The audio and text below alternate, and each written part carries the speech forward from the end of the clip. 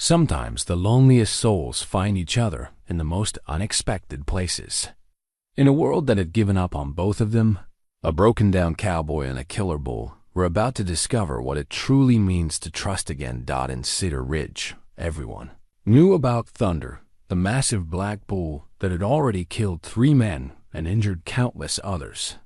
When Jake Sullivan, a drifter with nothing left to lose, claimed he could gentle the beast, the whole town thought he'd lost his mind. "That bull will kill you," they warned, but Jake walked into that pen anyway. What happened between man and animal defied everything the townspeople believed about both creatures. Through quiet patience and stubborn faith, an impossible friendship began to form. Together, they would face dangers that tested not just their bond, but their very survival. But how does a man with nothing win the heart of a beast that trusts no one?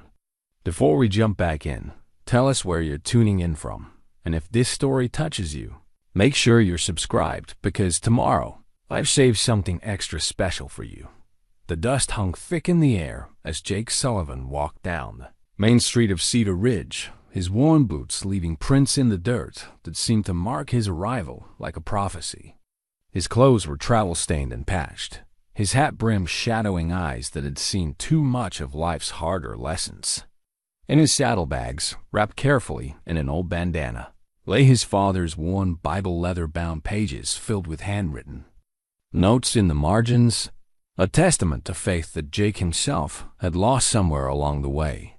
The town of Cedar Ridge sat like a tired old man in the desert, its buildings weathered by wind and time. Once, it had been a thriving cattle town, but those days were fading faster than paint on the saloon's false front. The railroad had passed them by, taking their prosperity with it, and now only the stubborn and the desperate remained. Jake pushed through the bat-wing doors of Martha's Saloon, the only establishment that still kept its lights burning past sundown. Martha Hendricks, a woman of 45 with prematurely gray hair and eyes that held both kindness and wariness in equal measure, looked up from wiping down glasses. "You look like a man who's traveled far," she said, her voice carrying the slight accent of someone who'd come west from Missouri. "What brings you to our little corner of nowhere?" "Looking for work," Jake replied, his voice rough from days of riding through dust and wind. "I heard you folks might have need of someone good with difficult animals." Martha's laugh was short and bitter. "Difficult animals? Mister, we got one animal in this town that's beyond difficult. That black devil has put 3 good men in the ground and sent twice as many to Doc Hayes with broken bones. Nobody works with Thunder anymore. They just pray he dies of old age before he kills anyone else." As if summoned by her words, Sheriff Morrison pushed through the doors, his badge catching the lamplight. Tom Morrison was a man in his 50s, gray-bearded and careful, who'd kept the peace in Cedar Ridge for 2 decades. He sized up Jake with experienced eyes. "Stranger," Morrison nodded. "Martha telling you about our local menace?" "She mentioned a difficult bull," Jake said carefully. Morrison's expression darkened. "Thunder's not difficult, friend. He's a killer. Pure and simple. 2,000 pounds of hate and muscle, with horns that could punch through a tree trunk. Cornelius Blackwood keeps him penned up at his ranch, but I swear that beast is waiting for his chance to finish what he started." "What did he start?" Jake asked. Martha and Morrison exchanged glances. Finally, Morrison spoke. 3 years ago, Thunder killed Billy Hawkins, trampled him to death during a branding.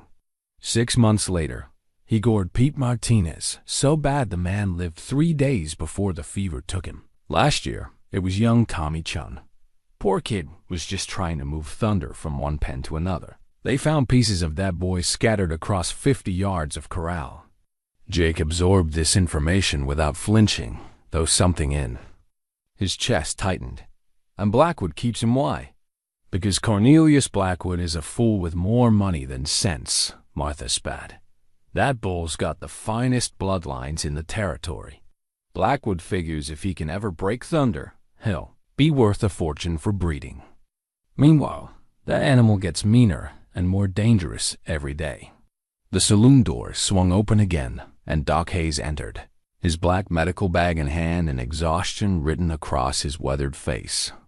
Samuel Hayes had been doctoring folks in Cedar Ridge since before the town had a name, and his gentle manner had earned him respect from everyone, even the hardest men. "Evening, Martha." "Sheriff." Doc Hayes nodded, then looked at Jake with professional interest. "You look like you've been riding hard, son. Everything all right?" "Just travel-weary," Jake replied. "These folks were telling me about a problem bull." "Doc." Hayes' face grew somber. "Thunder. I've patched up more men hurt by that animal than I care to count. Set more broken bones, stitched more tears." He shook his head. "That bull's not just dangerous. He's smart. He knows exactly how to hurt a man, and he enjoys it." Jake felt the weight of his father's Bible in his saddlebag, remembered the words his father had read to him as a child about gentling the wild beasts, about patience and understanding conquering fear. Maybe he's just been handled wrong. The three locals stared at him as if he'd grown a second head. Sheriff Morrison was the first to speak. "Mister, I don't know what your name is or where you come from, but if you're thinking what I think you're thinking, you best put that notion right out of your head. Smarter men than you have tried to work with Thunder. They're all either dead or wishing they were. Name's Jake Sullivan," he said quietly, "and I used to have a way with difficult animals." Before, he stopped himself, not ready to share the failures that had brought him here. Martha studied his face in the lamplight. Before what? Jake was quiet for a long moment, his fingers unconsciously moving to touch the Bible through the leather of his saddlebag. "Before I lost everything that mattered to me, my wife, my daughter, my ranch, my faith in pretty much everything." He met their eyes. "Sometimes a man's got nothing left but the chance to do one thing right." Doc Hayes leaned forward. "Jake, I can see you're a man who's known hardship. But Thunder isn't a chance for redemption. He's a death sentence with hooves." "Maybe," Jake said, "but I'd like to see him for myself." Sheriff Morrison stood up, his chair scraping against the wooden floor. "I can't stop you from looking, but I won't let you kill yourself on my watch. You want to see Thunder. You see him from outside the pen. You don't go in there, understand? Not unless you want Doc Hayes to be measuring you for a pine box." Jake nodded. "Fair enough." As the evening wore on, Jake learned more about Cedar Ridge and its people. The town was struggling, its population dwindling as younger folks headed for opportunities in Denver and Colorado Springs. The cattle ranches were barely surviving, and Blackwood's spread was the largest and most prosperous left in the valley. Cornelius Blackwood himself was a man of contradictions, wealthy but desperate, proud but foolish. He'd bought Thunder 3 years ago from a stock dealer who'd warned him about the bull's temperament. Blackwood had been certain he could break any animal, but Thunder had proven him catastrophically wrong. "Blackwood's getting desperate," Martha confided as she served Jake a plate of beef stew. "He's invested a fortune in that bull, and Thunder's eaten up 3 years of his life. The man's too proud to admit defeat, but too scared to try again himself. What about his hands? Don't they work with the bull?" Morrison laughed grimly. "Blackwood can't keep hands. Word's gotten around about Thunder. No cowboy worth his salt will work for a man who keeps a killer in his corral. The few men Blackwood's got left give that pen a wide berth." Jake ate his stew in thoughtful silence, watching the 3 locals through the lamplight. These were good people, he realized.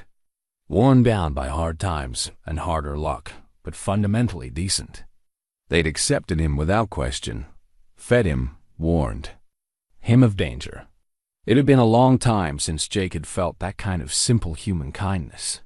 "I appreciate the warning," he said finally, "but I'd still like to ride out to Blackwood's place tomorrow.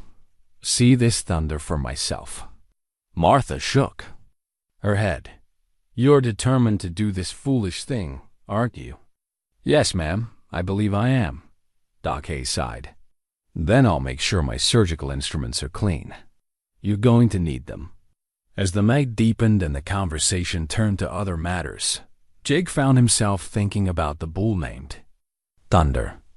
In his mind, he could see his father's handwriting in the margins of the old Bible.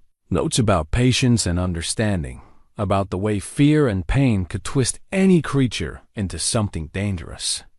His father had been a man of deep faith and deeper wisdom, able to calm the wildest horses with nothing but time and kindness. Jake had inherited that gift once. Before Sarah's mother died in childbirth, before grief and guilt had driven him to drink, before he'd lost his daughter's respect and his own sense of purpose, before he'd become just another broken-down cowboy with nothing left to lose. But maybe, just maybe, that was exactly what Thunder needed, a man with nothing left to lose and everything left to prove. Dawn broke pale and dusty over the Blackwood Ranch, painting the desert landscape in shades of gold and rust. Jake had spent the night in Martha's small boarding room above the saloon, but sleep had been elusive. His father's Bible lay open on the nightstand, its pages filled with underlined passages about faith and redemption that seemed to mock him in the gray morning light. The Blackwood spread stretched across several thousand acres of rangeland, dominated by a large ranch house, built of local stone and timber. Cornelius Blackwood himself was waiting on the front porch when Jake rode up, a man in his 60s with silver hair and the kind of bearing that spoke of old money and older pride. "You must be the fellow Tom Morrison told me about," Blackwood said, his voice carrying the cultured tones of an Eastern education. "Says you think you can work with Thunder." "I'd like to try," Jake replied, dismounting and removing his hat respectfully. "If you're willing." Blackwood studied him with shrewd blue eyes. "What makes you think you can succeed where others have failed?" Jake was quiet for a moment, choosing his words carefully. "Maybe because I understand what it's like to be written off as hopeless." Something flickered in Blackwood's expression, surprise perhaps, or recognition. "I've invested 3 years and more money than I care to calculate in that bull. He's cost me the best hands in the territory and nearly bankrupted me in vet bills and repairs. Give me one good reason why I should let you anywhere near him." "Because," Jake said simply, "you're running out of options." Blackwood's laugh was bitter. "That's honest, at least." "Come on then, let's see what you make of my investment." They walked across the ranch yard toward a series of corrals and outbuildings. As they approached, Jake could hear a low, rumbling sound that seemed to vibrate through the ground itself. It was the sound of raw, concentrated anger of a creature that had given up on everything except rage. The pen that held Thunder was built like a fortress. Heavy timber rails reinforced with steel, posts sunk deep enough to anchor a building. The gate was secured with not one, but 3 separate latches, each showing the scratches and dents of repeated impacts. Scattered around the pen's perimeter were the remnants of previous attempts to contain or work with the bull-broken ropes. Splintered wood, and near the gate, a trampled cowboy hat, its crown crushed and stained with something dark that Jake preferred not to identify. That blood-stained gate latch would become seared in Jake's memory, the bent and twisted metal that spoke of Thunder's desperate attempts to break free, the dark stains that told of violence and pain. It was more than just a barrier.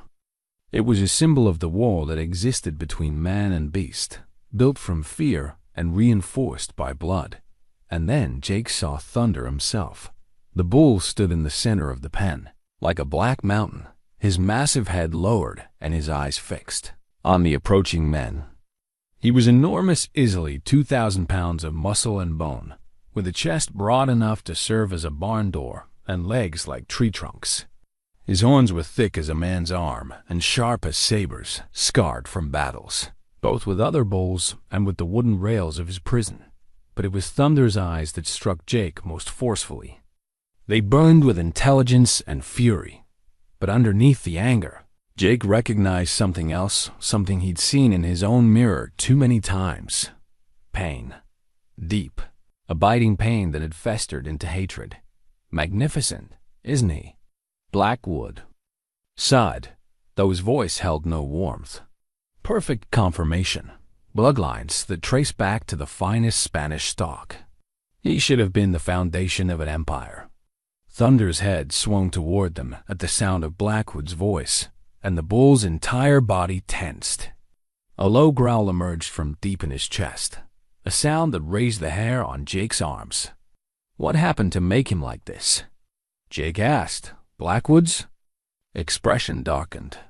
The dealer I bought him from wasn't entirely forthcoming about Thunder's history.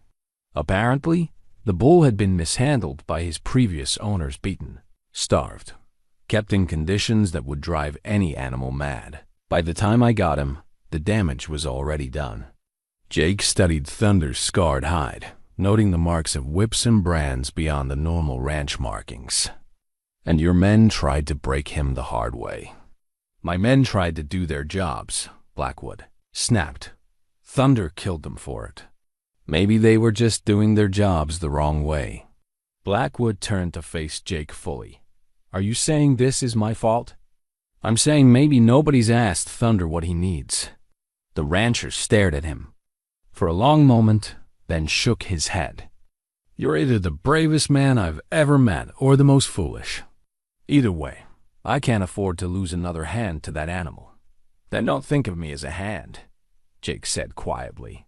Think of me as someone with nothing left to lose. Thunder had been watching their exchange with those intelligent, angry eyes. Now the bull began to pace, his hooves striking the ground with deliberate force. Each step seemed to echo like thunder. Perhaps that was how he'd gotten his name.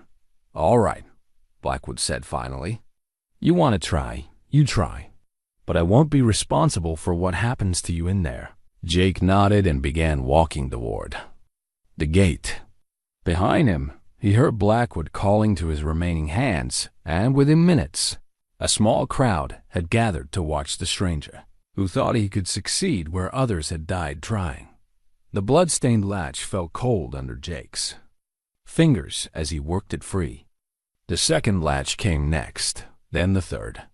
Thunder watched every movement, his body coiled like a spring, ready to explode into violence. Jake opened the gate and stepped inside. The reaction was immediate and terrifying. Thunder lowered his massive head and charged with the force of a locomotive, his hooves pounding the earth and his breath coming in explosive snorts. The spectators shouted warnings, sure they were about to witness another death. But Jake didn't run. He didn't even move. He simply stood there, calm and still, his hands at his sides and his eyes fixed on Thunder's face. At the last possible second, Thunder stopped. The bull's horns were inches from Jake's chest, close enough that Jake could feel the heat radiating from the animal's body. Thunder's eyes were wide with confusion. This was not how men usually responded to his charges. They ran, they screamed, they fought. They didn't just stand there like trees, unmoved and unafraid. Easy, big fellow, Jake said softly, his voice barely above a whisper. I'm not here to hurt you. Thunder snorted and backed up a step, his head still lowered but his eyes puzzled. Jake remained perfectly still, speaking in that same gentle tone. I know you're angry. I know you're scared. I know what it's like when the whole world seems set against you. The bull's ears flicked forward, actually listening to the sounds Jake was making. No one had ever spoken to Thunder like this, with patience, with understanding, with something that might have been compassion. For the next hour, Jake simply stood in the pen, sometimes talking softly, sometimes silent. Thunder circled him warily, occasionally feinting a charge but never following through. The crowd outside the pen grew larger as word spread through the ranch, but Jake ignored them all. As the sun climbed higher, something remarkable happened. Thunder's aggressive posture began to relax. His head came up, His breathing slowed, and his pacing became less frantic. He was still wary, still ready to attack if threatened, but the immediate rage had cooled to mere suspicion. When Jake finally emerged from the pen, the crowd was silent with amazement.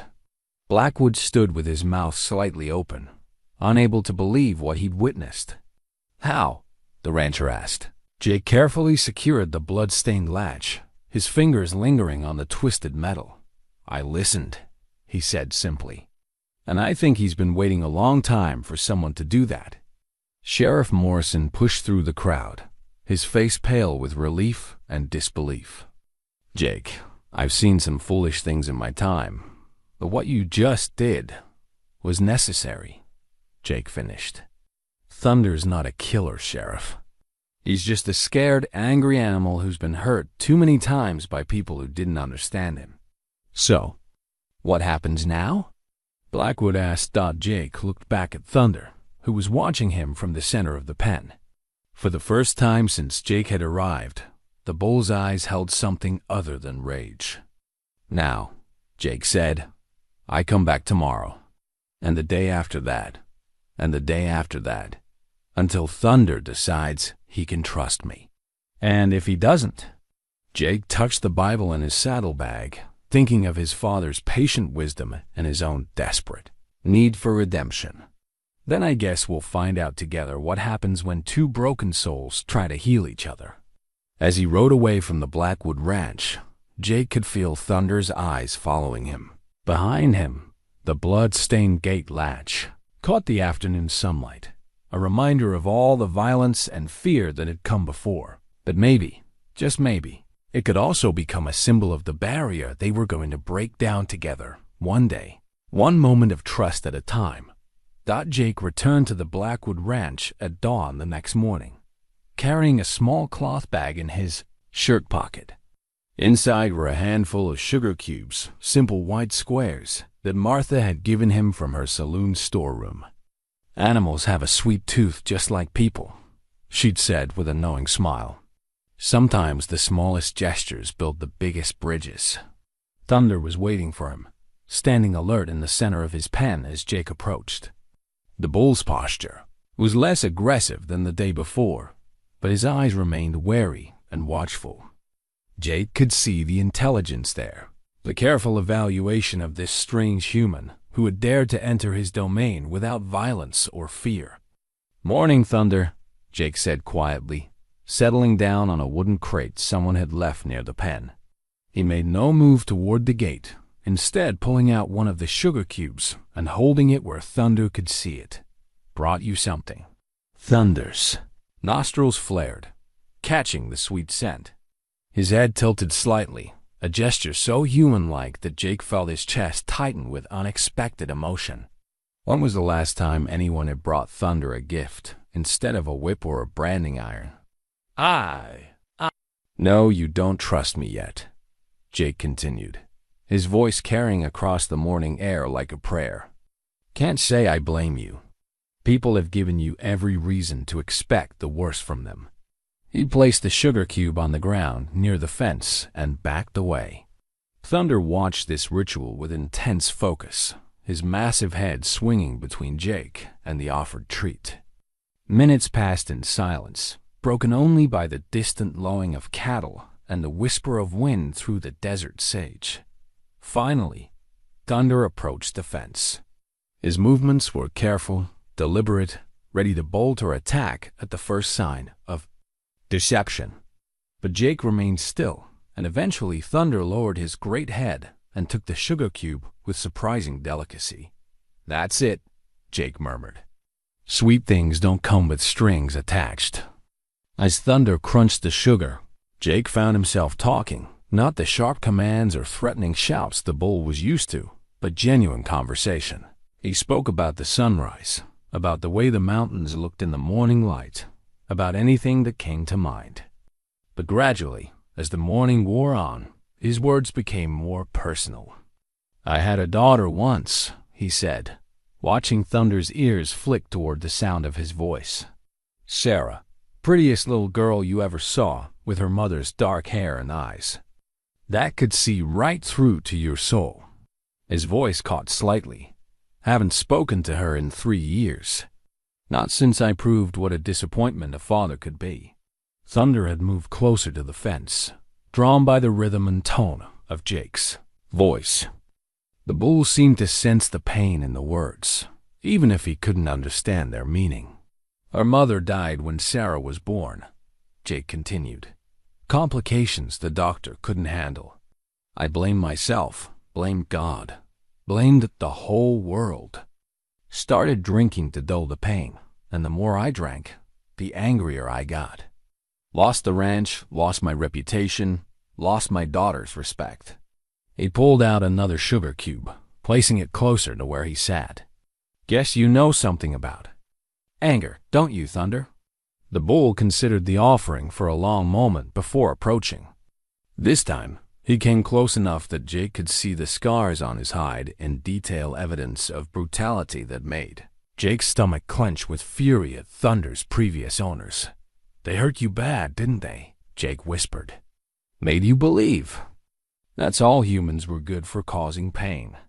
I understand that feeling. After Mary died, I thought that's all I was good for, too, causing pain to the people I loved most. Thunder took the second sugar cube, and for just an instant, his eyes met Jake's through the fence rails. In that moment, Jake saw recognition pass between them, the acknowledgement of shared suffering, of parallel wounds that had shaped them both into outcasts. Over the following days, Jake established a routine. He arrived each morning at dawn, bringing sugar cubes in conversation. He never tried to rush the process, never pressed for more than Thunder was willing to give. Instead, he let the bull set the pace, respecting the boundaries that fear and pain had built. Slowly, Thunder began to respond. He would approach the fence when Jake arrived, his great head swinging low to catch the scent of sugar. He seemed to listen to Jake's voice, his ears forward and alert. Once, when a coyote howled in the distance, Thunder moved protectively closer to where Jake sat, as if guarding this strange human who brought sweetness instead of suffering. Jake told Thunder about his past, about the ranch he'd owned in Colorado, about the horses he'd trained with patience and understanding rather than force. He'd had a gift once, an almost supernatural ability to communicate with difficult animals. His neighbors had called him a horse whisperer, bringing him their most troubled mounts to gentle and train. I could talk to them, he confided to Thunder. One morning, watching the bull crunch another sugar cube. Not with words, but with something deeper. I could feel their fear, their confusion, their anger. And somehow, I could help them let it go. His voice grew bitter. Funny how I could heal broken animals, but couldn't heal my own broken heart. Thunder's response was subtle but unmistakable, a soft snort that sounded almost like sympathy. The bull had begun to recognize the rhythm of Jake's pain, the familiar cadence of loss and regret that mirrored his own experiences. As the week progressed, Jake noticed changes in Thunder's behavior beyond their morning interactions. The bull seemed calmer overall, less prone to the explosive rages that had terrorized the ranch hands. When other people approached his pen, Thunder still showed aggression, but it was more calculated now, less desperate. He was beginning to distinguish between Jake and the humans who might mean him harm. You're starting to hope again, aren't you? Jake asked one morning, watching Thunder accept his sugar cube with increasing trust. That's dangerous territory. For both of us. Hope's the thing that hurts most when it gets broken. But even as he spoke the words, Jake felt something stirring in his own chest, something he hadn't experienced in years. For the first time since Mary's death, he had purpose. Beyond simple survival. He had someone who needed him, someone who looked forward to his arrival each morning. Thunder, for his part, began to show signs of the magnificent animal he could have been under different circumstances. His coat had developed a healthier sheen. His eyes were brighter, and his movements had lost some of their frantic edge. The sugar cubes had become a symbol of trust between them, simple white squares that represented the possibility of kindness in a world that had shown them little. On the seventh morning, something extraordinary happened. As Jake approached with his usual offering, Thunder didn't wait by the fence. Instead, the bull moved toward him, crossing half the pen before stopping just out of reach. They stood looking at each other across 5 feet of space that might as well have been an ocean, both recognizing the significance of the moment. "We're getting somewhere, aren't we?" Jake said softly, placing a sugar cube on the ground between them. "Question is, where exactly are we going?" Thunder took a step closer, then another. His massive head lowered toward the sugar cube. His eyes never left Jake's face. In that instant, Jake realized that Thunder wasn't just accepting the treat. He was accepting the possibility that not all humans were his enemies. It was a small step, measured in feet rather than miles. But for two souls who had given up on trust, it felt like crossing continents. 2 weeks into their daily meetings, Jake discovered something that changed everything. Hidden beneath a loose board in Thunder's shelter was an old, frayed rope halter, the kind used to lead bulls to pasture or to the breeding pen. But this halter told a story of cruelty that made Jake's hands shake with rage. The rope was stained with blood, old and dark, and the places where it would have rested against Thunder's face showed wear patterns that spoke of violent struggles. Worse, embedded in the fibers were what looked like wire barbs, cruel additions that would have cut into Thunder's skin with every movement of his head. "Sweet Lord," Jake whispered, holding the halter up to the morning light. "What kind of monsters were they?" Thunder had noticed Jake's discovery and was watching with increased agitation, his breathing quick and shallow. The sight of the halter clearly brought back memories that the bull would rather forget. Jake made a decision that would have seemed foolish to anyone watching. He opened the gate and stepped into Thunder's pen, carrying the halter with him. "This is what they used on you, isn't it?" he said softly, approaching Thunder with slow, deliberate steps. "This is how they tried to break you." Thunder's response was immediate and violent. He reared back on his hind legs, bellowing with rage and pain, his front hooves pawing the air. But Jake didn't retreat. Instead, he began to systematically tear the halter apart, his strong hands ripping through the blood-stained rope. "Never again," he said, his voice carrying a promise that seemed to resonate in Thunder's bones. "Nobody's ever going to hurt you like that again." As Jake destroyed the symbol of Thunder's torture, something shifted in the bull's demeanor. His bellowing faded to confused snorts, then to silence. He watched Jake tear apart the last remnants of the halter and scatter the pieces in the dirt. "You and we've both been broken by people who should have cared for us," Jake said, his voice heavy with emotion. "But broken doesn't mean worthless. Sometimes it just means we understand pain in ways that whole people never could." Thunder approached cautiously, his massive head lowering to sniff at the scattered pieces of rope. Then, in a gesture that brought tears to Jake's eyes, the bull began to methodically step on each piece, grinding them into the dirt with his hooves. "That's right," Jake encouraged. "Stomp it all into nothing. It can't hurt you anymore." From that day forward, their relationship deepened. Jake began spending entire mornings in the pen, sometimes bringing his father's Bible and reading aloud to Thunder. The bull seemed to enjoy the rhythm of the words, even if their meaning was beyond his understanding. Jake would read the passages. His father had marked stories of patience and forgiveness, of lost sheep being found and prodigal sons returning home. "My daddy used to read this to me," Jake explained one morning, his finger tracing his father's faded notes in the margins. He believed that every creature deserved compassion, no matter how far they'd fallen. He looked up at Thunder, who was lying in the dust nearby, chewing contentedly on a mouthful of hay. Yes, that includes broken-down cowboys and killer bulls. During these quiet hours, Jake found himself sharing memories he'd buried for years. He told Thunder about his wife, Mary, how she'd laugh at his attempts to cook, how she'd hum while braiding her long dark hair, how she'd made him feel like he could conquer the world with nothing but her faith in him. She wanted children so badly, he said one morning, his voice thick with old grief. We tried for years before Sarah came along. Mary used to say that God was just waiting for the right time, that he had a special little soul picked out just for us. Jake's hands clenched into fists. When she died bringing Sarah into the world, I couldn't understand how God could be so cruel. Taking the mother to give us the child, what kind of choice was that? Thunder lifted his great head and looked at Jake with those intelligent dark eyes.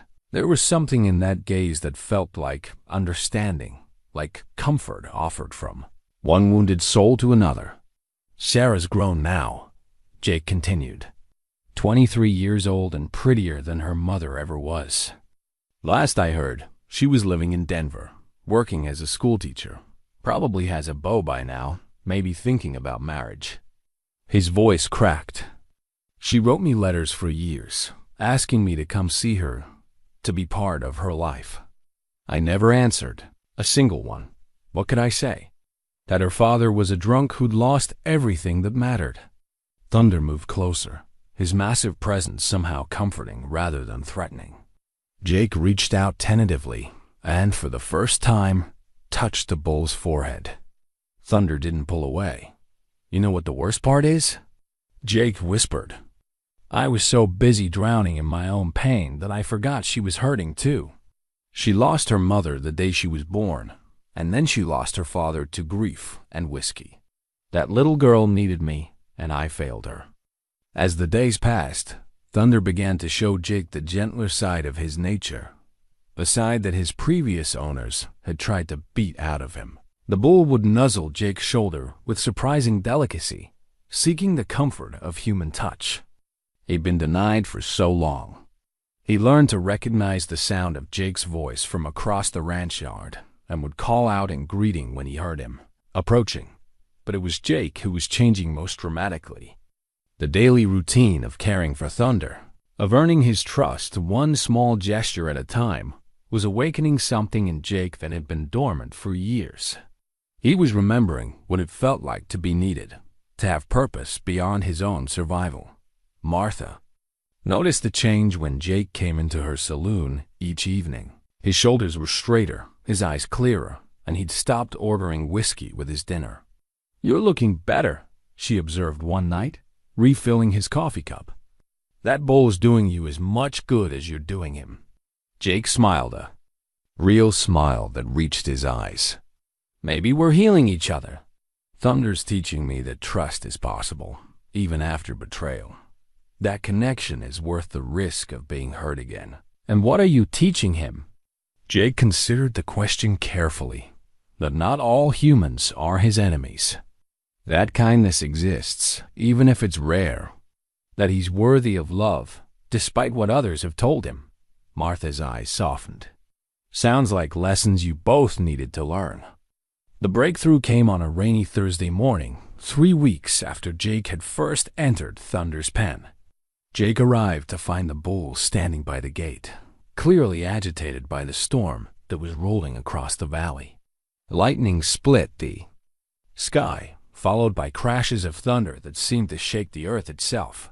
Jake had never seen thunder react to storms before, but as he approached the pen, he realized the bull was genuinely frightened.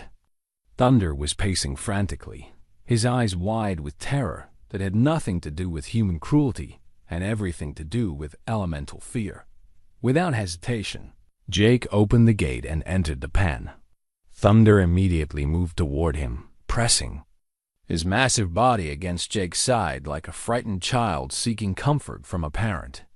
Jake wrapped his arms around Thunder's thick neck, feeling the animal's rapid heartbeat against his chest. It's all right, big fellow, Jake murmured, his voice barely audible over the storm. Just noise and light. Can't hurt you. They stood together in the rain, man and beast finding solace in each other's presence while the storm raged overhead. In that moment, Jake realized that Thunder wasn't just trusting him. The bull was depending on him, looking to him for protection and comfort. "We've come a long way, haven't we?" Jake said, stroking Thunder's rain-soaked neck. "From that first day when you wanted to kill me to this. You're not a killer, Thunder. You never were. You're just a creature who learned to fight because fighting was the only way to survive." Thunder's breathing gradually slowed as the storm moved on, but he remained close to Jake, reluctant to break the connection they'd forged in the midst of his fear. "I need to tell you something," Jake said quietly.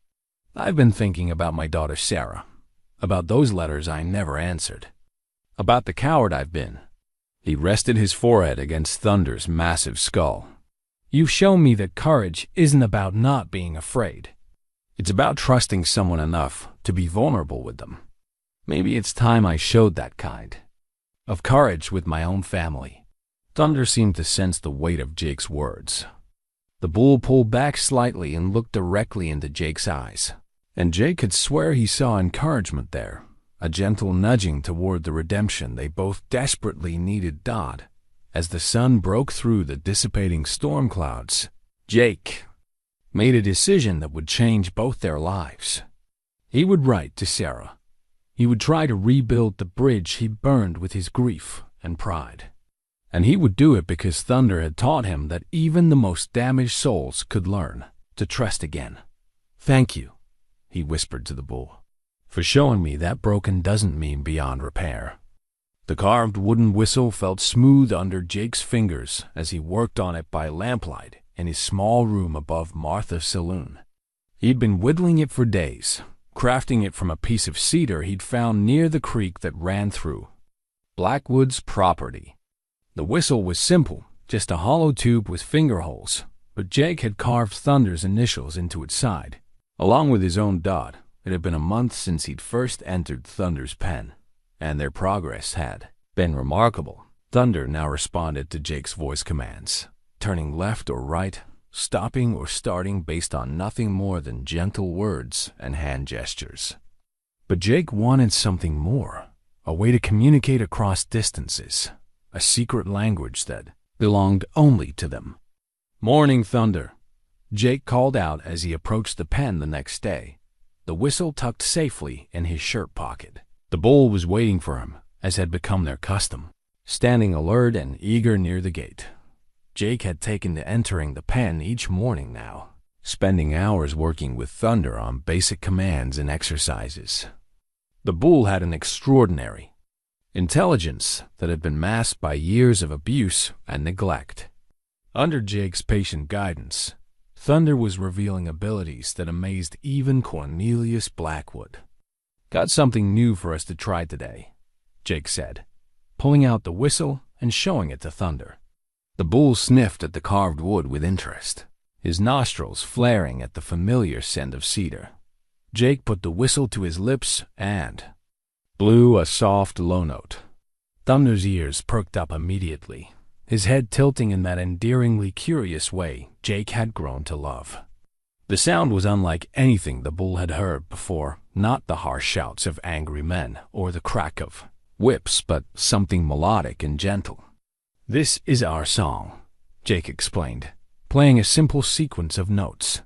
"When you hear this, you'll know it's me calling, even from far away."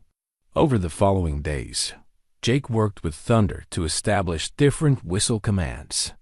A rising note meant come, a falling note meant stay, and a complex trill was simply Jake's way of saying, "Hello, good boy."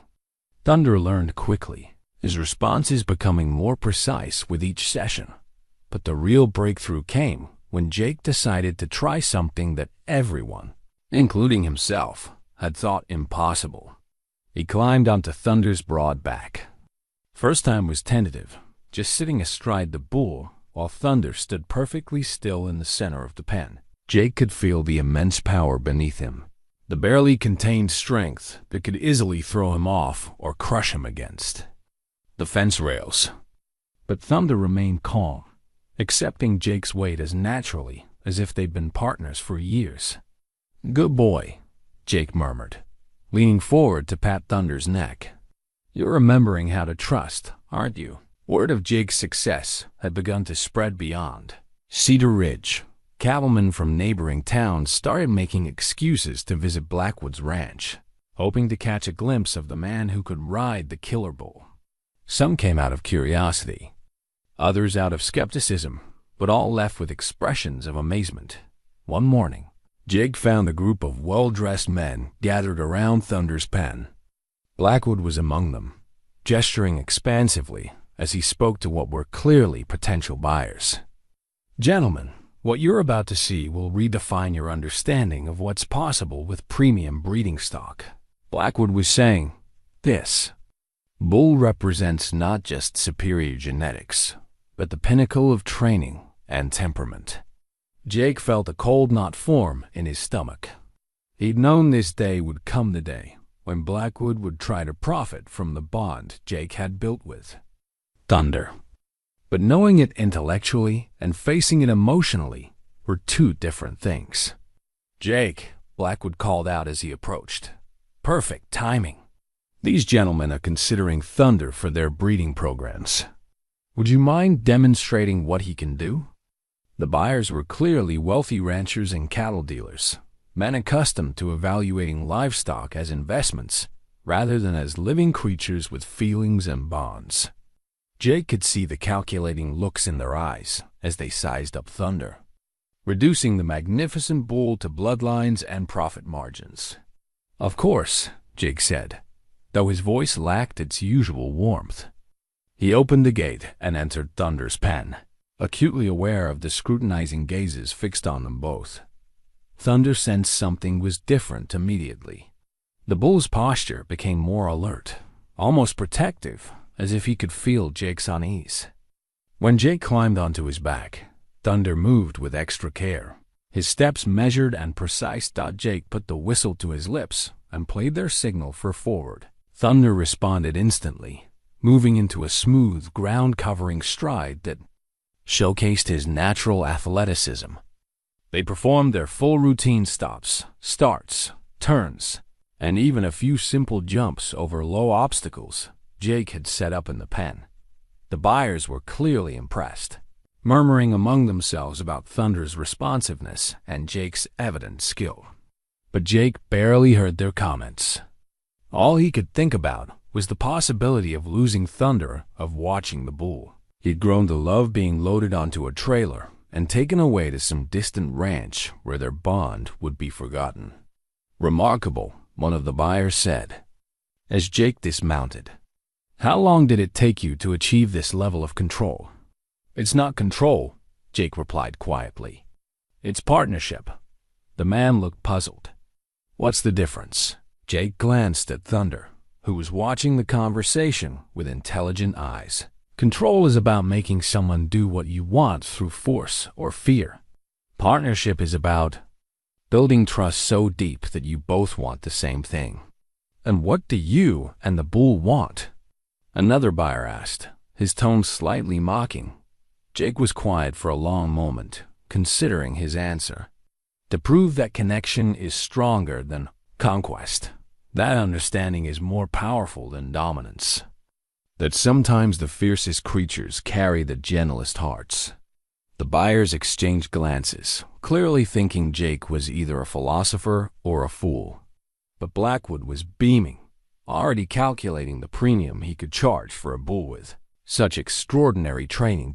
After the buyers left, Blackwood approached Jake with an enthusiasm that made Jake's stomach churn. "That was magnificent," Blackwood exclaimed. "Did you see their faces? I could ask any price now, and they'd pay it gladly." "Thunder's not for sale," Jake said quietly. Blackwood's smile faltered. "I beg your pardon? He's not for sale. Not to them, not to anyone." "Jake, I appreciate what you've done with Thunder, but let's be clear about something. I own that bull. I've invested 3 years and a small fortune in him. The decision about whether to sell is mine, not yours." Jake felt Thunder move closer. Behind him, the bull's warm breath on his neck. "Some things can't be owned, Mr. Blackwood, only shared." Don't be naive, Blackwood snapped. This is business. Thunder is livestock, not a pet. And you're an employee, not a partner. The words hit Jake like physical blows, but before he could respond, Thunder stepped between him and Blackwood, his massive head lowered and his eyes fixed on the rancher with unmistakable threat. Blackwood took a quick step backward, suddenly remembering why he'd been afraid of Thunder in the first place. But Jake placed a calming hand on Thunder's neck. "Easy, boy," he murmured. "He's not worth it." Thunder relaxed, but remained positioned protectively between Jake and Blackwood, sending a clear message about where his loyalties lay. "We'll discuss this later," Blackwood said stiffly, backing away from the PennDOT as the rancher walked toward his house. Jake pulled out his wooden whistle and played their "Hello" melody. Thunder's ears perked up, and despite the tension of the moment, the bull seemed to smile if bulls could smile. "Don't worry," Jake whispered. "Nobody's going to separate us. I won't let that happen." But even as he made the promise, Jake wondered how he could possibly keep it. He was just a broken-down cowboy with no money and no power. Blackwood owned Thunder legally, and Jake had no claim beyond the bond they built. Still, as he looked into Thunder's trusting eyes, Jake made a silent vow. Whatever it took, whatever he had to do, he would find a way to protect what they'd built together. Some things were worth fighting for, and Thunder was one of them. The faded photograph had been tucked between the pages of his father's Bible for so long that Jake had almost forgotten it was there. When it fluttered to the floor of his small room one evening, he stared at it for a long moment before picking it up with trembling hands. Mary smiled back at him from the warm paper, her dark hair catching sunlight as she held their infant daughter. Sarah couldn't have been more than a few months old in the picture, her tiny fist curled around her mother's finger. Jake remembered taking the photograph on their front porch, remembered the joy and hope that had filled their small ranch house. That summer day 23 years ago. "Lord, she was beautiful," he whispered, tracing Mary's face with his fingertip. "And look at Sarah, so small, so perfect. How did I let it all slip away?" The next morning, Jake carried the photograph with him to Thunder's pen. The bull greeted him with their usual ritual, a gentle nuzzle and a soft whicker of welcome. But Thunder seemed to sense Jake's subdued mood. "I want to show you something," Jake said, settling down on his usual wooden crate and pulling out the photograph.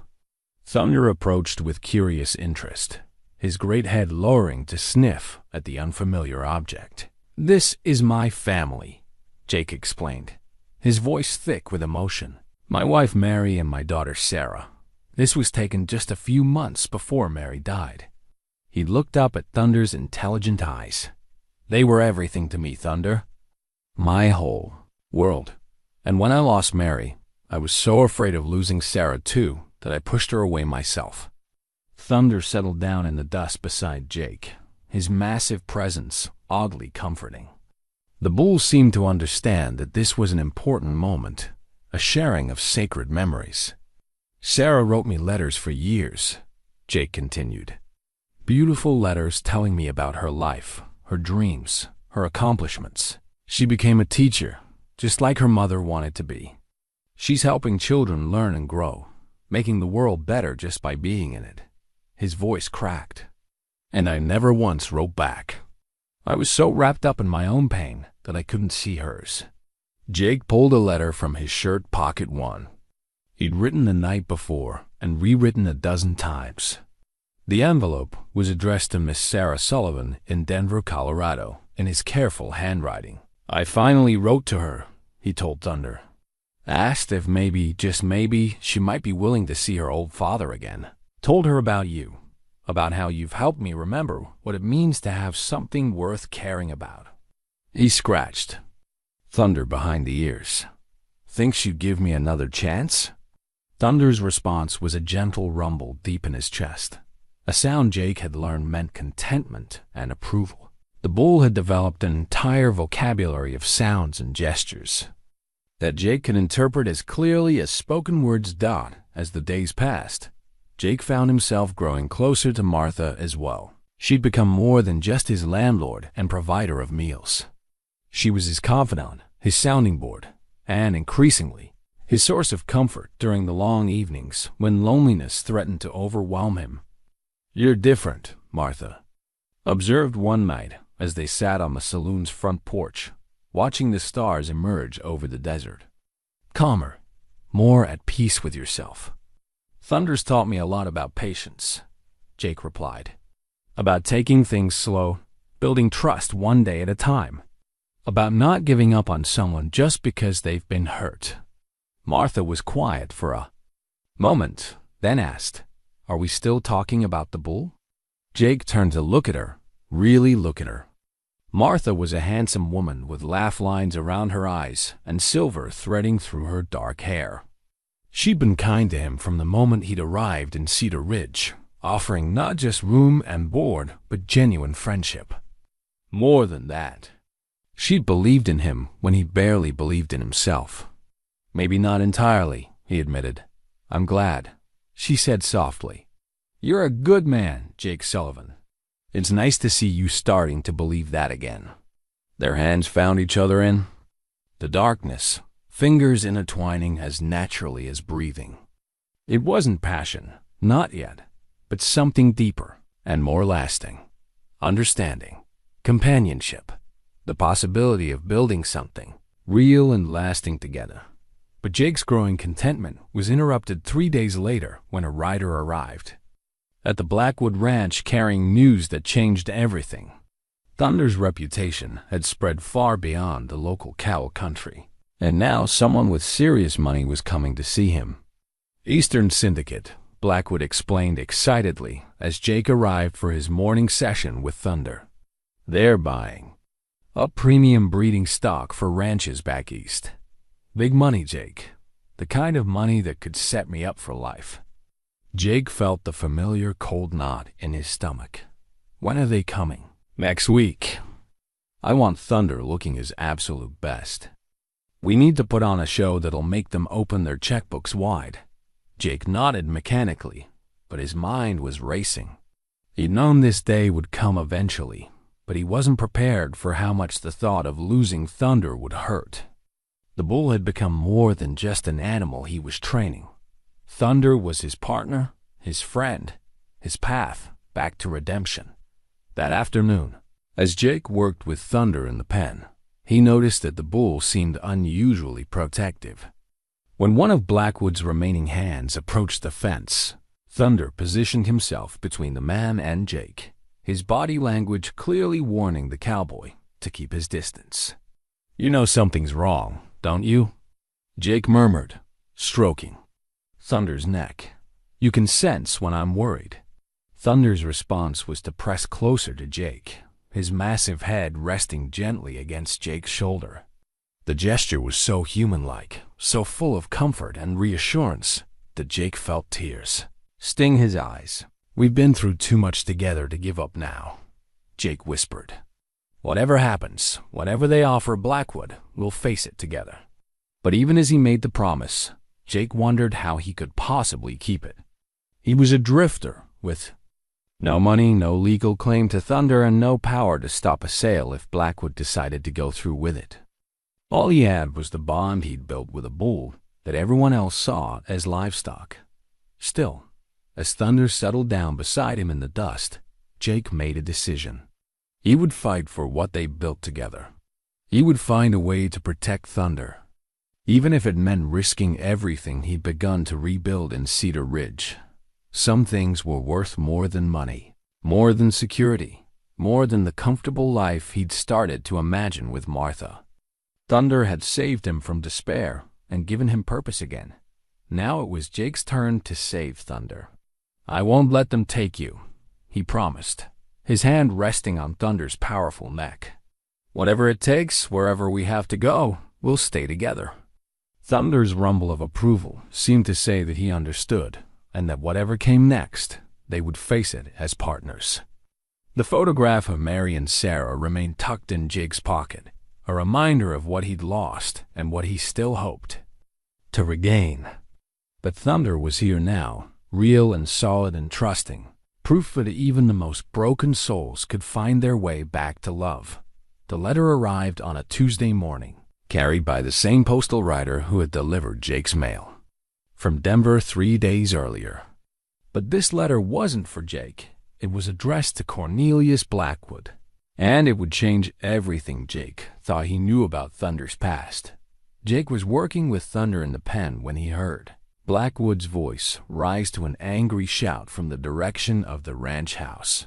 Through the morning air, Jake could hear fragments of the rancher's tirade words like impossible and fraud and lawyers. Thunder sensed Jake's tension and moved closer, offering the comfort of his massive presence. But Jake's attention was fixed on the ranch house, where Blackwood had emerged onto the porch, waving a piece of paper in his hand. "Sullivan!" Blackwood bellowed. "Get over here. Now." Jake exchanged a look with Thunder, then reluctantly left the pen and walked toward the house. Blackwood's face was flushed with anger and what looked like panic. "Do you know anything about this?" Blackwood demanded, thrusting the letter at Jake. Jake took the paper and read it carefully. It was from a law firm in Denver, written on behalf of someone named Sarah Sullivan. The words seemed to swim before Jake's eyes as he realized what he was reading. "My daughter," he whispered. "Your daughter?" Blackwood's voice cracked with disbelief. "Your daughter is a lawyer?" "No," Jake said slowly, still reading. "But she hired one. She's been investigating Thunder's background." Jake looked up at Blackwood with growing understanding. "She says you never legally owned him." The letter was meticulously detailed, the result of weeks of research that Sarah had conducted after receiving Jake's letter about his work with Thunder. What she discovered would have been shocking if it weren't so tragically predictable. Thunder hadn't come from a legitimate cattle dealer, as Blackwood had claimed.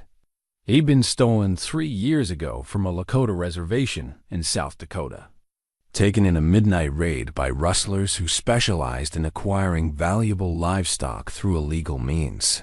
The men who'd sold Thunder to Blackwood had forged ownership papers and disappeared with their money, leaving behind only a trail of false names and fraudulent documents. "This is impossible," Blackwood sputtered. "I have a bill of sale." "I have." "Papers. Forged papers," Jake said quietly, his mind reeling with the implications. "Sarah found the original ownership records. Thunder's registered name isn't Thunder, it's Wakinyella. It means Thunder Being in Lakota." But the revelations didn't stop there. Sarah's investigation had uncovered the truth about Thunder's violent history as well. The 3 men Thunder had killed hadn't been innocent ranch hands trying to do their jobs. They'd been his original captors, the rustlers who'd stolen him from the reservation and brutalized him during his capture and transport. Thunder hadn't been a random killer driven mad by abuse. He'd been protecting himself from the very men who destroyed his life and torn him away from everything he'd known. His violence had been targeted, specific, and in its own way, justified. "The Lakota want him back," Jake said, continuing to read Sarah's letter. "They never stopped looking for him. He's not just valuable breeding stock to them, he's sacred. A descendant of buffalo runners, bred for spiritual ceremonies and cultural traditions that go back generations." Blackwood sank into a chair on his porch, the fight going out of him like air from a punctured balloon. 3 years, he muttered. 3 years and a fortune invested in stolen property. Jake felt a complex mix of emotions washing over him. Relief that Thunder's true nature was finally understood. Anger at the injustice Thunder had suffered. Pride in Sarah for uncovering the truth. And underneath it all, a growing fear about what this revelation meant for his relationship with Thunder. "There's more," Jake said, reading the final paragraphs of the letter. "Representatives from the Lakota Nation are coming here. They want to see Thunder to verify his identity. If he's who they think he is, and Sarah's research suggests he is, they'll be taking him home." The words hit Jake like physical blows. taking him home, away from Cedar Ridge, away from Jake. Thunder, as if sensing the emotional turmoil surrounding him, began to pace restlessly in his pen. The bull's keen intelligence had always allowed him to read human emotions with uncanny accuracy, and he could feel that something significant was happening. Jake walked back to the pen on unsteady legs, Blackwood's ranting fading to background noise behind him. Thunder approached the fence immediately, his dark eyes searching Jake's face for answers to questions he couldn't articulate. "Hey, big fellow," Jake said softly, his voice breaking slightly. "Looks like we've got some visitors coming. People? Who knew you before all the bad things happened?" Thunder pressed his massive head against the fence rails, seeking the comfort of Jake's touch. Jake reached out and stroked the bull's forehead, marveling at how far they'd come from that first day when Thunder had charged him with murderous intent. "Your real name is Wakanyela," Jake whispered. "Thunder being. It suits you better than just Thunder, doesn't it? You were always more than just an animal. You were something special, something sacred." As the implications of Sarah's discovery sank in, Jake realized that everything he'd thought he understood about Thunder's story was wrong. The bull hadn't been broken by random cruelty. He'd been stolen from a people who loved and honored him, brutalized by men who saw him only as a commodity to be sold. And now those people wanted him back. Jake understood their claim. More than that, he respected it. Thunder belonged with his own kind, with people who understood his true value and his cultural significance. But understanding didn't make the prospect of losing him any easier to bear. "I always wondered why you seemed so noble," Jake said, continuing to stroke Thunder's neck. "Why you had such dignity, even when you were angry and hurt. You come from a line of animals that were partners, not property, companions, not just livestock." Thunder seemed to sense the weight of Jake's words. The bull's breathing was steady and calm, but his eyes remained fixed on Jake's face with an intensity that spoke of deep understanding. As the day wore on, Jake found himself remembering every moment of their journey together, from Thunder's first charge to their quiet conversations, from the destroyed halter to the carved whistle, from fear and mistrust to the deep bond they now shared. Tomorrow, everything would change. The Lakota representatives would arrive, and Jake would have to face the possibility that doing right by Thunder meant letting him go. But tonight, Thunder was still his partner, still his friend, still the magnificent creature who taught him that broken souls could heal each other through patience and trust. "Whatever happens," Jake whispered, "I want you to know that you saved me. You gave me back my faith in connection, in love, in the possibility of redemption. That's a gift I'll carry for the rest of my life." Thunder's gentle rumble seemed to say that the feeling was mutual, and for now, that was enough. The eagle feather arrived with the dawn, carried by an elderly Lakota man whose weathered face spoke of decades spent under the open sky. Joseph Standing Bear moved with the quiet dignity of someone who'd earned respect through wisdom rather than force. And when he offered Jake the sacred feather, it felt like receiving a blessing. This belonged to Wakanyela's grandfather. Standing Bear explained, his voice carrying the measured cadence of someone who chose words carefully. "Every animal in his bloodline has been blessed with eagle medicine. They are warriors and healers, fighters and peacebringers." Jake accepted the feather with reverence, understanding instinctively that he was being given something precious beyond measure. The feather was magnificent, nearly a foot long, with intricate patterns of brown and white that seemed to shift and change in the morning light. "You are the one who gentled him," Standing Bear continued. It wasn't a question. "I am," Jake replied, simply, though I think he gentled me just as much. Standing Bear smiled, the expression transforming his serious features. "That is the way of sacred animals. They heal even as they are healed." Behind Standing Bear stood two younger Lakota men, his grandson Michael and a tribal elder named Robert Crowfeller. They'd driven straight through from South Dakota after receiving word that Whackin' Yella had been found, their urgency driven by more than just legal ownership. "Tell me about him," Standing Bear requested as they walked toward Thunder's pen. "Tell me how you found each other." Jake found himself sharing the entire story, his arrival in Cedar Ridge as a broken man, Thunder's reputation as a killer, their first meeting, and the slow building of trust. Standing Bear listened without interruption, his dark eyes watching Jake's face as much as his words. "You understand his spirit," Standing Bear said when Jake finished. "That is rare among your people. What can you tell me about his past?" Jake asked. "About what he was like before everything went wrong?" Standing Bear's expression grew sad. Whackin' Yella was raised among children. He was gentle with them, protective. The little ones would climb on his back, braid flowers in his mane. He was trained not with whips or spurs, but with songs and stories. The elder's voice hardened. "When the thieves came, they took more than just an animal. They stole a piece of our souls." Jake felt his throat tighten. The image of Thunder Whackin' Yella surrounded by laughing children was so different from the enraged, violent creature Jake had first encountered that it seemed impossible they were the same animal. "The men he killed," Jake said carefully.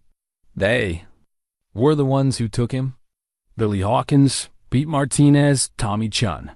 Standing Bear recited the names like a litany of justice. "We've been tracking them for 3 years.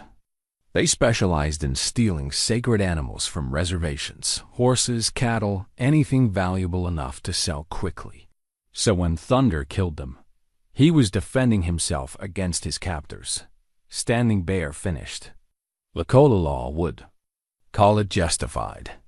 Your law might too, if animals had the same rights as people." They'd reached Thunder's pen now, and Jake could see the bull standing alert in the center of the enclosure. Thunder's attention was fixed on the new arrivals, his nostrils flaring as he caught their scent. "Whackin' Yella," Standing Bear called softly. Using the bull's true name, Thunder's reaction was immediate and startling. His entire posture changed, his head coming up and his ears pricking forward. He approached the fence with more interest than wariness, as if something deep in his memory was stirring to life. Standing Bear began to speak in Lakota, his voice taking on a rhythmic, almost musical quality. Jake couldn't understand the words, but he could feel their power. Thunder moved closer to the fence, his eyes fixed on Standing Bear's face with growing recognition. "He remembers," Michael Standing Bear whispered in amazement. "After all this time, he remembers." Jake felt his heart breaking as he watched Thunder respond to his native language. The bull's entire demeanor had changed, the wariness and controlled. Aggression were melting away, replaced by something that looked almost like hope. "Would you like to see him up close?" Jake offered, though the words cost him tremendous effort. "I can bring him out of the pen." Standing Bear nodded gratefully. Jake opened the gate and entered Thunder's enclosure, acutely aware that this might be one of the last times he performed this ritual. Thunder came to him immediately, pressing his massive head against Jake's chest in their familiar greeting. "Easy, boy," Jake murmured, his hand finding the carved whistle in his pocket. He played their hello melody, and Thunder's rumble of response seemed to vibrate through Jake's entire body. Leading Thunder out of the pen felt like a sacred ceremony. The bull moved with dignity and grace, his powerful muscles rippling beneath his black coat. When Standing Bear approached, Thunder allowed the elder to touch him without hesitation. Standing Bear's hands moved over Thunder's body with practiced expertise, checking old scars and noting the signs of his ordeal. But what seemed to affect the elder most was Thunder's calm acceptance of his touch. "He trusts you completely," Standing Bear observed, looking at Jake with new respect. "This is not a small thing. Whackin' Yella was betrayed by humans who should have protected him. For him to trust again, that speaks to the quality of your heart." Jake felt tears threatening. He saved my life just as much as I saved his. We were both broken when we found each other. And now? Jake looked at Thunder, who was standing quietly between him and Standing Bear, accepting attention from both, with equal grace. Now we're both healing. But I understand that he belongs with you, with his people. Standing Bear was quiet for a long moment, studying Jake's face.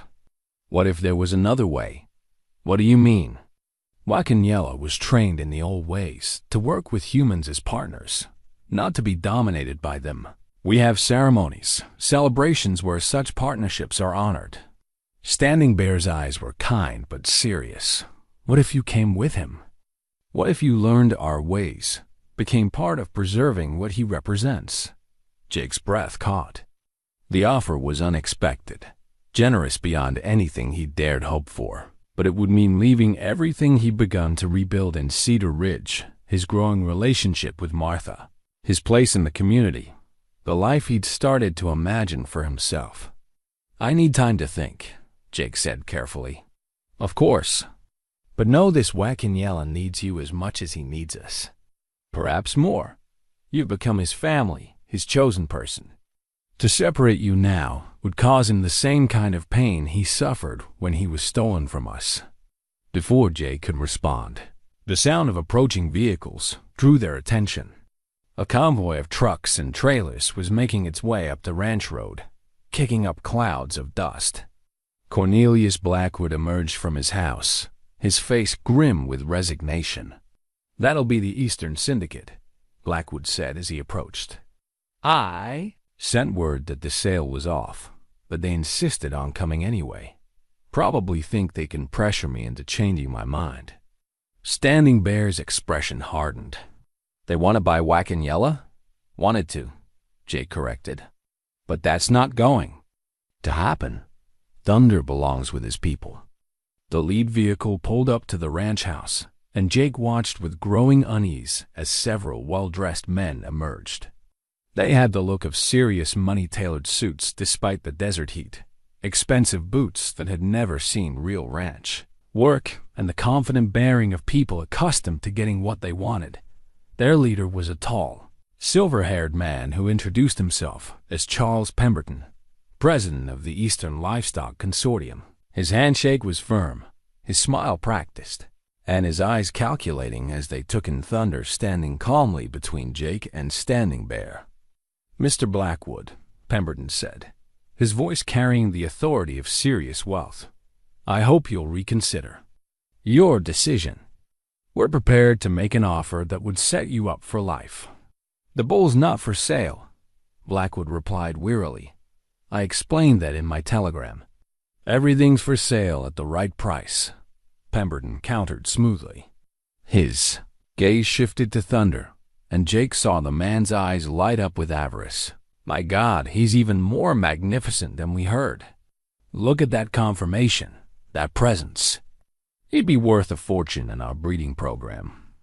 Standing Bear stepped forward, his weathered face stern. "This animal is not property to be sold. He belongs to the Lakota Nation. He was stolen from us 3 years ago." Pemberton's expression didn't change, but Jake caught a flicker of annoyance in his eyes. "I'm sure that's a very interesting story, but I'm a businessman, not a historian. If there are legal issues, they can be worked out later. Right now, I'd like to make Mr. Blackwood an offer he can't refuse." "You don't understand," Jake said, his voice carefully controlled. "This isn't about money. Thunder Wakanyela is sacred to these people. He can't be bought or sold like ordinary livestock." Pemberton's laugh was dismissive. "Sacred? He's a bull, son. A very valuable bull, but still just an animal. And animals exist to serve human purposes." Thunder seemed to sense the tension in the air. The bull moved closer to Jake, his massive body radiating protective energy. Standing Bear noticed the movement and spoke softly in Lakota, his words seeming to calm Thunder's growing agitation. "What I'm offering," Pemberton continued, addressing Blackwood directly, "is $500,000. Cash. Today. For that price, will handle all the legal complications, whatever they might be. The number hit like a physical blow. Half. $1 million was more money than Jake had ever imagined.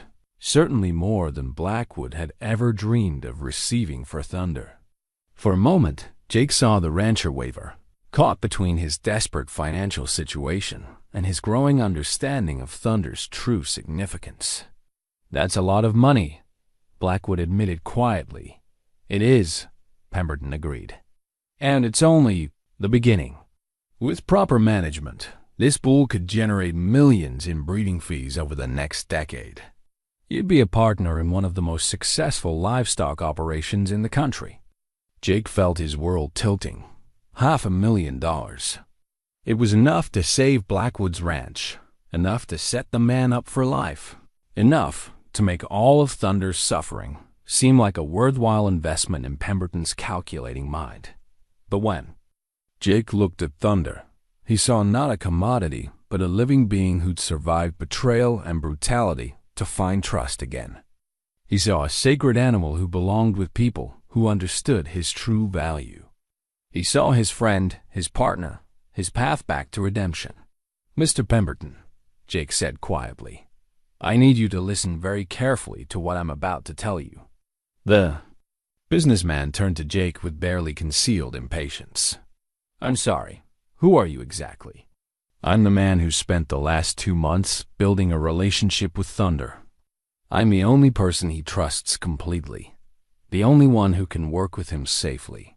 Jake's voice grew stronger as he spoke. "And I'm telling you that he'll never be what you want him to be. Not in your breeding program, not in your business plan, not in your vision of profit and control. Everyone has a price," Pemberton said coldly. "Not everyone," Jake replied, "and not everything." Standing Bear placed a gentle hand on Jake's shoulder, a gesture of support and solidarity. "My grandson is right," the elder said. "Some things cannot be bought. Some bonds cannot be broken by money.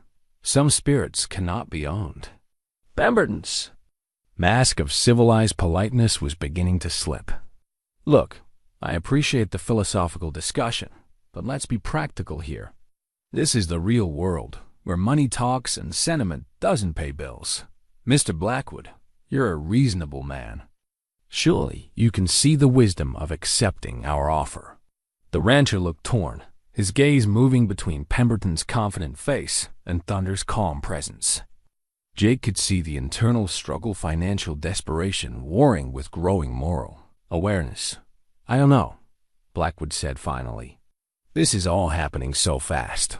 I need time to think."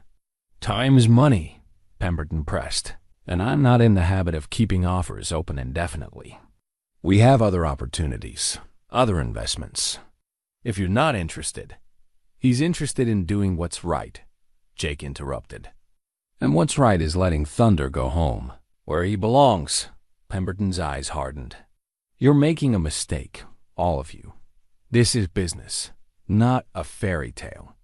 That animal represents a significant investment opportunity, and I intend to acquire him one way or another." The threat was subtle but unmistakable. Jake felt Thunder tense beside him, the bull's instincts warning him of danger, even if he couldn't understand the words being spoken. Standing Bear's voice remained calm, but Jake could hear steel underneath. "Mr. Pemberton, I think it's time for you to leave. Wakaniela has been through enough trauma. He doesn't need any more." "I'm not going anywhere," Pemberton replied coldly. "Not without that bull." The confrontation was building towards something Jake couldn't yet see, but could definitely feel. Thunder was becoming increasingly agitated, his breathing quickening. As he sensed the hostile emotions swirling around him, the eagle feather in Jake's hand seemed to pulse with its own energy, a reminder of the sacred nature of what they were fighting to protect. In that moment, Jake realized that everything they'd built together, all the trust, all the healing, all the hope, was about to be tested in ways he'd never imagined. The next few hours would determine not just Thunder's future, but the future of everyone who'd come to care about the magnificent animal who taught them all what it meant to believe in second chances. The medicine bundle appeared in Standing Bear's hands as if by magic. A small leather pouch decorated with intricate beadwork and eagle feathers that seemed to capture and hold the desert sunlight. Jake had never seen anything like it, but he could feel its power radiating outward, like heat from a forge. This belonged to Wakanila's bloodline for 7 generations. Standing Bear explained, his voice taking on the ceremonial cadence Jake had heard earlier. It carries the spirits of all his ancestors, the buffalo runners, the war horses, the sacred animals who served our people in peace and battle. Thunder's reaction to the medicine bundle was immediate and profound. The bull's head came up sharply, his nostrils flaring as he caught scents that triggered memories buried deep in his genetic code. He began to move towards Standing Bear with a reverence Jake had never seen before, as if recognizing something holy. "Fascinating," Pemberton said dismissively, though Jake caught a flicker of unease in the businessman's eyes. "Very colorful, very authentic, but ultimately irrelevant to our business here." "Mr. Pemberton," Blackwood said quietly, "maybe you should..." "Should what? Be intimidated by primitive superstition?" Pemberton's voice carried a sharp edge of contempt. "I'm offering you $500,000 for an animal. Everything else is just theater." Standing Bear's expression remained serene, but Jake could see anger building in the younger Lakota men behind him. Michael's hands had clenched into fists, and Robert Crow Feather was speaking in rapid, urgent Lakota that sounded like barely controlled fury. "You call our tradition superstition," Standing Bear said softly. "Yet you worship money as if it were sacred. Which of us is truly primitive?" Pemberton stepped forward aggressively, his civilized mask finally slipping completely. "I don't have time for philosophy lessons from relics of a dying culture. That bull is worth more money than your entire reservation sees in a year. I'm going to have him, one way or another." The threat was no longer subtle. Pemberton's men, Jake counted 6 of them, had spread out in a loose semicircle, their positions clearly strategic. These weren't just wealthy businessmen. They were professionals prepared for resistance. Thunder sensed the shift in atmosphere immediately. The bull's breathing quickened, his massive muscles tensing as he prepared for the kind of violence that had defined too much of his life. But instead of the blind rage Jake might have expected, Thunder's movements were controlled, purposeful, the response of a warrior rather than a victim. "Easy, boy," Jake murmured, moving closer to Thunder's side. The bull's warmth was reassuring, solid and real in a situation that was rapidly spinning beyond anyone's control. "Jake," Standing Bear said quietly, "take Wakaniela back to his pen. This doesn't concern him anymore." But Thunder refused to move. The bull planted his feet firmly in the dust and fixed his attention on Pemberton with an intensity that made the businessman take an involuntary step backward. "He's not going anywhere," Jake realized aloud. "He's protecting us." It was true. Thunder had positioned himself between the confronting groups, his massive frame serving as both barrier and statement. His message was clear. Anyone who wanted to hurt the people he'd learned to trust would have to go through him first. Pemberton's laugh was harsh and brittle. "Protecting you? He's an animal. A very large, very valuable animal that you've anthropomorphized beyond all reason. Watch." The businessman pulled a cattle prod from his jacket, a device Jake hadn't seen him carrying before. The metal rod crackled with electricity as Pemberton activated it, the sound cutting through the desert air like a blade.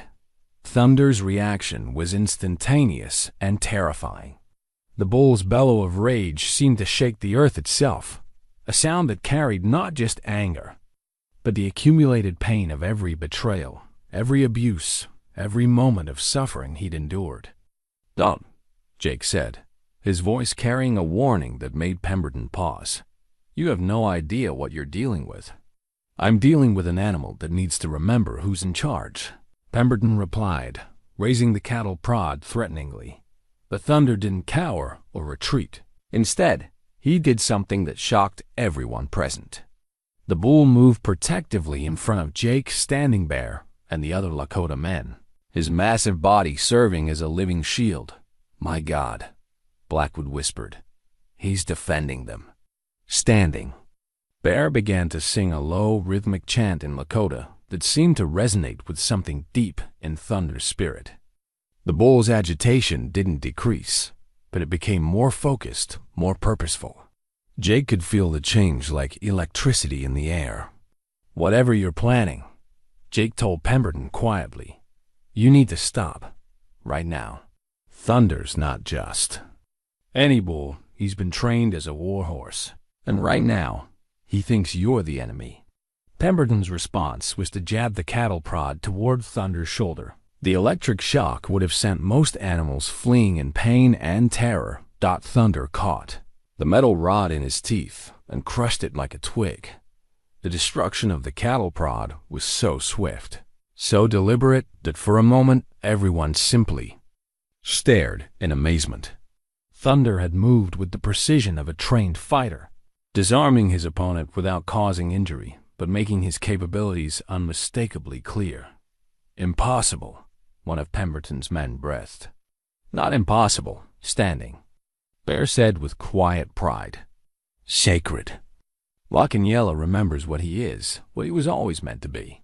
Thunder spat out the remains of the cattle prod and fixed his attention on Pemberton once again. The bull's message was clear. The businessman had revealed himself as a threat, and Thunder was prepared to respond accordingly. "This changes nothing," Pemberton said, though his voice had lost some of its confidence. "I still want that bull, and I'm prepared to take him." "Over my dead body," Jake said quietly. "That can be arranged," Pemberton replied, signaling to his men. The final confrontation was about to begin, and Jake realized that everything Thunder's freedom, the sacred bond they'd built, the possibility of redemption for them all hung in the balance of the next few moments. The medicine bundle in Standing Bear's hands seemed to pulse with spiritual energy. The eagle feather Jake still held felt warm against his palm, and Thunder stood ready to fight for the family he'd chosen. Whatever happened next would determine not just their immediate fate, but the future of everything they'd fought to build together. The braided rope lay coiled at Jake's feet like a symbol of everything he and Thunder had built together. Jake had woven it himself during the long evening hours, using techniques his father had taught him as a boy. But this rope was different. Every strand had been blessed by Standing Bear, and Thunder had helped in its creation, holding one end steady while Jake worked. Now, as Pemberton's men closed in, Jake picked up the rope with hands that didn't shake despite the dangers surrounding them. Thunder immediately moved to his side, and Jake could feel the bull's power coiled and ready, like a storm waiting to break. "Last chance," Pemberton called out, his voice tight with frustration. "Hand over the bull and everyone walks away unharmed." "No," Jake said simply. The word carried the weight of everything he'd learned about love and loyalty, about standing up for what mattered, even when the cost was high.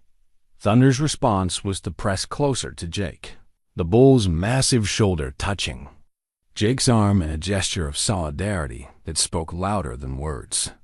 Whatever came next, they would face it together. Standing Bear's voice rose in song again, the Lakota words flowing like water over stone. The melody was ancient, powerful, and as it reached Thunder's ears, something extraordinary happened. The bull began to move not with the wild rage of a trapped animal, but with the controlled power of a warrior answering a call to battle. Thunder's charge wasn't random or desperate. It was strategic, precise, magnificent. He moved like his ancestors had moved across the plains, with purpose and grace and deadly efficiency. Pemberton's men scattered before him, their confident positions dissolving into chaos as 2,000. Pounds of sacred fury bore down on them, But Thunder wasn't trying to hurt them. Jake realized with amazement that the bull was hurting them, using his size and speed to drive Pemberton's men away from the confrontation rather than trampling them. Even in his anger, Thunder remembered the lessons Jake had taught him about controlling his power. Incredible, Michael Standing Bear breathed. He fights like the old ones, with honor. Pemberton himself had retreated to his vehicle, his face pale with a mixture of fear and frustrated greed. "This isn't over," he shouted. "I'll be back with legal papers, with court orders. That bull is worth too much to let him disappear into some reservation." Standing Bear approached Pemberton's truck, the medicine bundle still in his hands. When he spoke, his voice carried the authority of generations. "Mr. Pemberton, let me tell you something about true value. You see money when you look at Wackenjella. We see family. You see profit. We see sacred trust passed down through 7 generations. You think power comes from taking what you want. We know it comes from protecting what you love." Thunder had positioned himself between Pemberton's truck and the others, his breathing steady but his attention focused. The bull was still ready to fight if necessary, but his posture had shifted from aggressive to protective. "This is business." Pemberton protested. "Sentiment doesn't matter in the real world." "Whose real world?" Jake asked, stepping forward. "Yours?" "The one where everything has a price and nothing has value beyond what someone will pay for it." He gestured toward Thunder, who watched the exchange with intelligent eyes. "Or maybe the real world is the one where a broken man and a wounded animal can heal each other through patience and trust." Standing Bear nodded approvingly. "Jake speaks truth. In our world, some bonds cannot be broken by money. Some relationships are sacred." As if to demonstrate this point, Thunder approached Jake and gently nuzzled his shoulder.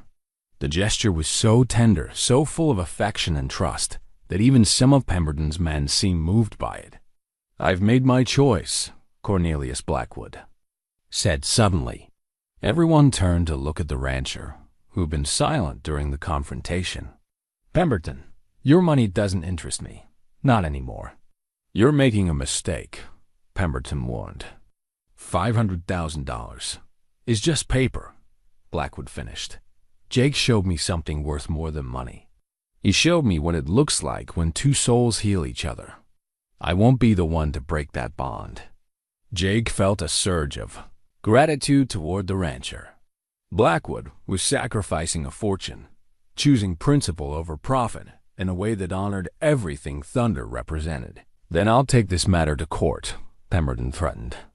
"I'll prove that bull is stolen property, that these people have no legal right to him."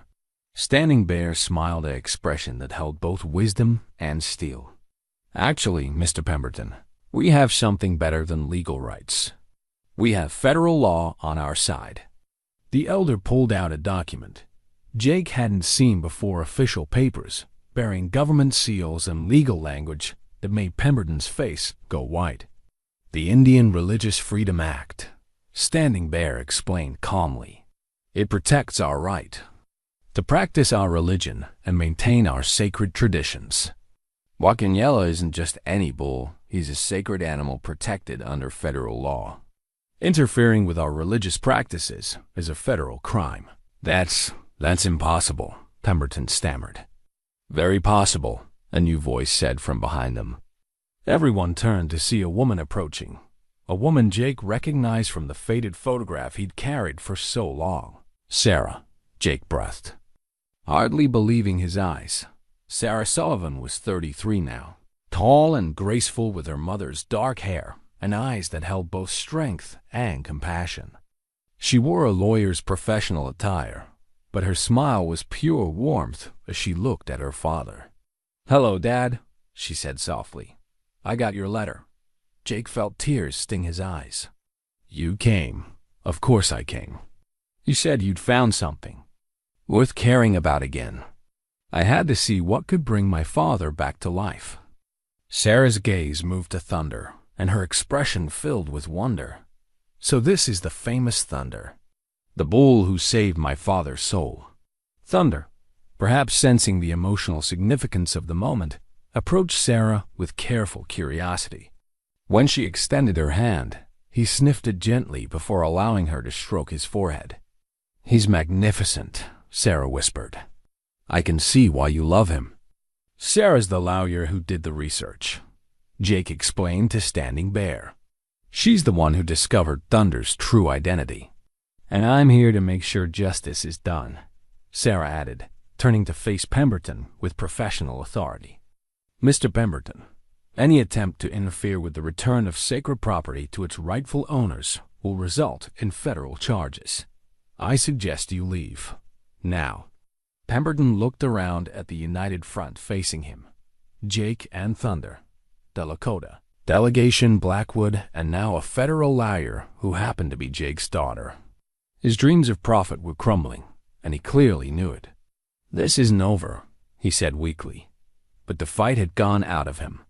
"Yes, it is," Standing Bear said, with finality. "Wakinyella is going home."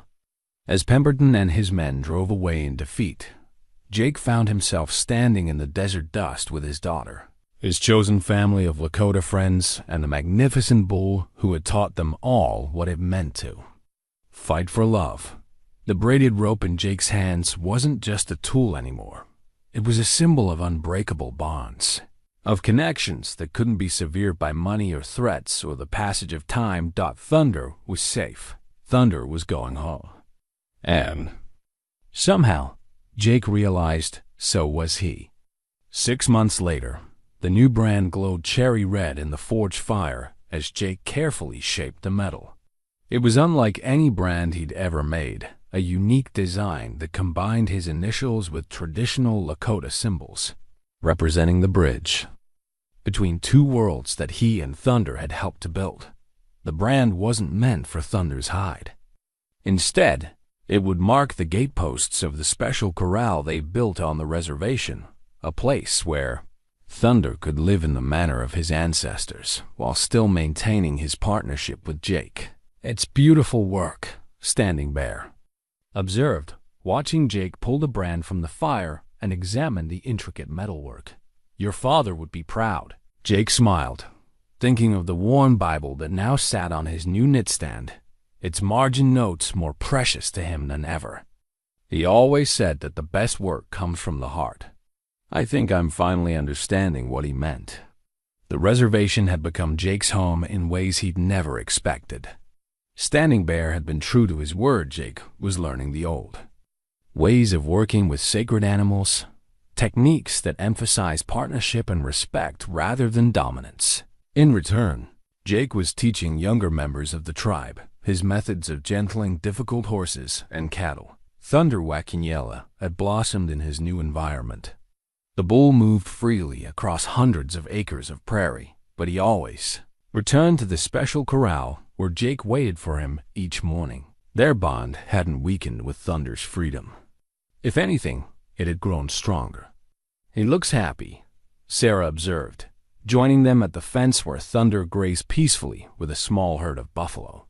She'd extended her stay far beyond the week she'd originally planned, drawn by the opportunity to reconnect with her father and witness his transformation. "He looks whole," Jake replied, watching Thunder lift his massive head to scan the horizon. "Like he's finally where he belongs."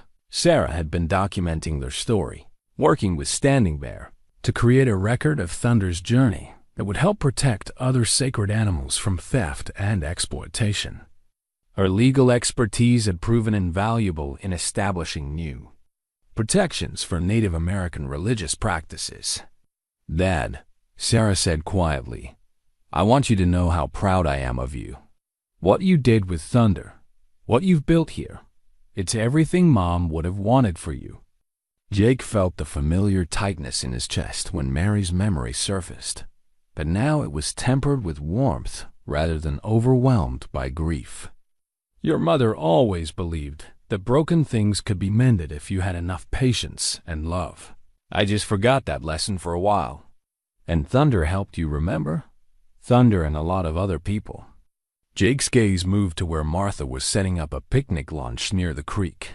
She'd driven up from Cedar Ridge for the weekend, as had become her custom.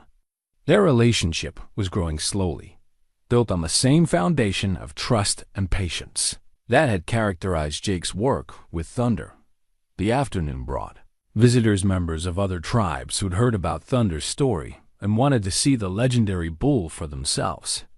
Word had spread throughout the Native American community about the sacred animal who'd been stolen and recovered, and Thunder had become a symbol of cultural resilience and the power of traditional ways. As Jake watched Thunder interact with the visitors' children, allowing them to pet his neck and braid flowers in his mane, just as Standing Bear had described from the bull's youth, he marveled at the circle their lives had traveled. From violence and mistrust to this scene of gentle communion. Uncle Jake, Michael Standing Bear called out, using the honorary title the family had given him. Wakanyila's getting restless. I think he wants to show off. It was true. Thunder had noticed Jake watching and was approaching the fence with that purposeful stride that meant he was ready to work. Their training sessions had evolved into something more like dance than instruction, a flowing partnership that drew crowds whenever they performed at cultural celebrations or wild West shows. Jake entered the corral, and Thunder immediately moved to his side. No halter was needed. Thunder responded to voice commands, hand signals, and the carved whistle that Jake still carried in his pocket.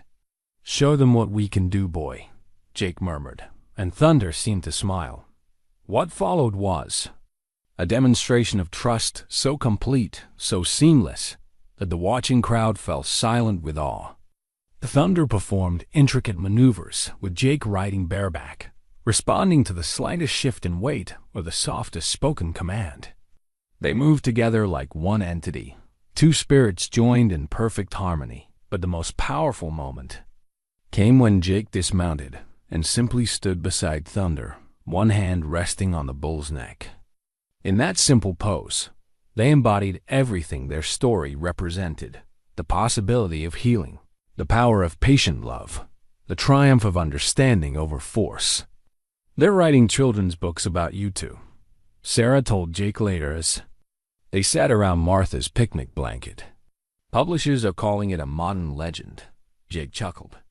"Legend seems like a big word for a broken-down cowboy and a misunderstood bull." "That's exactly what makes it legendary," Standing Bear observed. "The greatest stories are about ordinary souls who do extraordinary things." As the sun began to set over the prairie, painting the sky in shades of gold and crimson, Thunder approached their gathering. The bull moved with the calm confidence of an animal completely at peace with his world, secure in the knowledge that he was loved and protected. Jake stood and wrapped his arms around Thunder's massive neck, breathing in the familiar scent of warm hide and prairie grass. In that embrace, he felt the presence of everyone who had helped them reach this moment. Mary's memory blessing their new beginning, Sarah's forgiveness healing old wounds, Standing Bear's wisdom showing them the way forward, and Martha's love promising a future worth building. "Thank you," Jake whispered to Thunder, just as he had that first day in the storm, "for teaching me that broken doesn't mean worthless, that trust is possible, even after betrayal. That love is worth the risk of being hurt again." Thunder's gentle rumble seemed to say that the gratitude was mutual. They had saved each other, healed each other, and found their way home together. As the first stars appeared in the darkening sky, Jake pulled out his father's Bible and read aloud by the flickering light of their campfire. The words were the same ones his father had marked decades earlier, passages about lost sheep being found and prodigal sons returning home. But now Jake understood them differently, not as promises of divine intervention, but as recognition of the healing power of love itself. Thunder lay down nearby, his great bulk a comforting presence in the gathering darkness.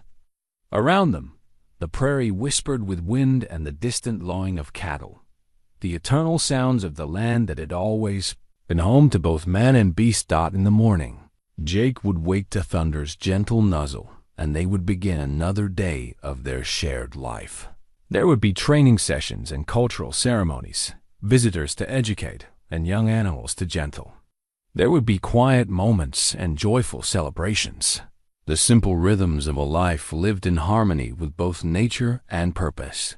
But tonight, under the vast canopy of stars, Jake simply held his daughter's hand and listened to Thunder's peaceful breathing, grateful beyond words for the journey that had brought them all together. Sometimes the fiercest creatures did carry the gentlest hearts. Sometimes broken souls could heal each other through patience and trust. Sometimes love was stronger than fear, and redemption was possible for anyone brave enough to believe in second chances. The bull and the cowboy had found their way home at last,